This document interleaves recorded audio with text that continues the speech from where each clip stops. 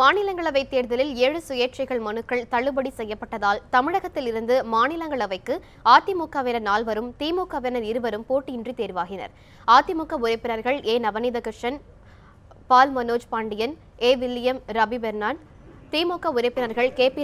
Ramalingam, S. Thangavelu, Congress உறுப்பினர் E. M. Sudarshana Natchiappan ஆகிய 6 பேரின் பதவிக்காலம் இந்த மாதம் 29ஆம் தேதியுடன் முடிகிறது. இந்த இடங்களுக்கு புதிய உறுப்பினர்களை தேர்வு செய்வதற்கான தேர்தல் ஜூன் 11ஆம் தேதி நடைபெறுகிறது. திமுக சார்பில் T. K. Elangovan, R. S. Bharathi ஆகியோரும், அதிமுக சார்பில் S. R. Balasubramanian, Navaneethakrishnan, R. Vaithilingam, Vijayakumar ஆகியோரும் வேட்புமனு தாக்கல் செய்தனர். 7 சுயேட்சைகள் உட்பட மொத்தம் 13 பேர் வேட்புமனு தாக்கல் செய்த நிலையில் மனுக்கள் மீதான பரிசீலனை இன்று நடந்தது. இதில் சுயேட்சை வேட்பாளர்களின் மனுக்களை எந்த எம்எல்ஏவும் முன்மொழியவில்லை. இதனால் 7 சுயேட்சை மனுக்களும் தள்ளுபடி செய்யப்பட்டன. இதனையடுத்து அதிமுக, திமுக வேட்பாளர்கள் 6 பேரின் மனுக்கள் ஏற்றுக்கொள்ளப்பட்டன. இதனையடுத்து 6 பேரும் போட்டியின்றி தேர்வாகின்றனர்.